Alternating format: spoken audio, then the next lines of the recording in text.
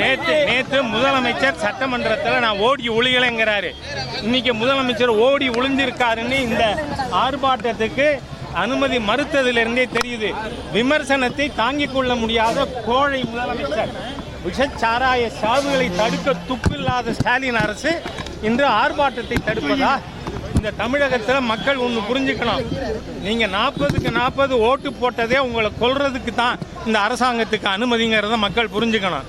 ஏன்னா 1970 ஆகஸ்ட் 30ஆம் தேதி வரை தமிழ்நாட்டில் சாராயம் கிடையாது. இந்த சாராய சாம்ராஜ்யத்தை நிறுவனதே கருணாநிதி என்கின்ற ஒரு தீய நபர்.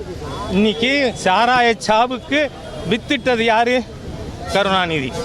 திமுக குடும்பம், ஸ்டாலின் குடும்பம், கொலகார குடும்பமாக இன்னைக்கு அந்த ஒரு ஆட்சி மாறி போயிருக்கு. இதை மக்கள்கிட்ட எடுத்து சொன்னா என்ன? எதுக்கு சீஃப் மினிஸ்டருக்கு பயம்? எதுக்கு ஓடி ஒளியறாரு? ஒளிஞ்சுக்கிண்டு காவல்துறை குண்டர்களை வச்சுக்கொண்டு பாரதிய ஜனதா கட்சியினுடைய தொண்டர்களை தடுக்கிறதா? இந்த ஆர்ப்பாட்டத்தை தடுத்தா பின்விளைவுகள் மோசமாக இருக்கும். இந்த சாவு ஃபோட்டோக்களை வீடு வீடாக கொண்டு சேர்த்தா உங்கள் போலீஸ் தடுக்குமான்னு நான் முதலமைச்சர் கேட்குறேன். எவ்வளோ ஒரு மோசமான தீய அரசு இது! இந்த தீய அரசு வேரோடு வேரடி மண்ணோடு அழிக்கப்பட வேண்டும். திராவிட முன்னேற்ற கழகம் என்ற ஆட்சி தமிழ்நாட்டில் இருக்கிற வரை தமிழ் மக்களுக்கு ஆபத்து தான். அதுவும் கனிமொழி என்ன சொன்னாங்க? இளம் விதவைகள் தமிழ்நாட்டில் அதிகமாக இருக்குன்னு.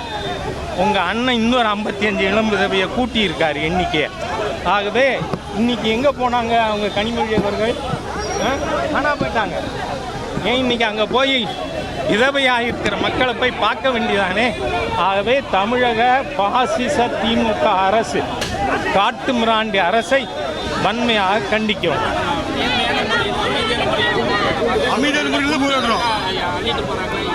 அதான் சொன்னேன், தமிழ்நாடு அரசு சர்வாதிகார பாசிச.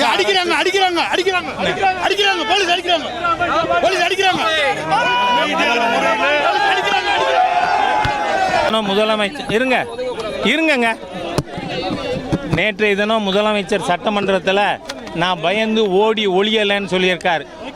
ஒரு கோழை கவர்டு சீஃப் மினிஸ்டர், அவரால் இந்த ஆர்ப்பாட்டத்தை தாங்க முடியலை, இதை சந்திக்கிறதுக்கு தைரியம் இல்லை. ஆகவே முதலமைச்சர் ஒரு கோழை ஓடி ஒளியறார் அப்படின்றத நாம் இப்போ நிரூபித்து காட்டியிருக்கோம். அதோடு மட்டும் இல்லாமல் தமிழகத்தில் சாராய சாம்ராஜ்யத்தின் நிறுவனர் மு கருணாநிதி அவர்கள் 1977 ஆகஸ்ட் 30ஆம் தேதி வரை மக்கள் சந்தோஷமாக இருந்தாங்க.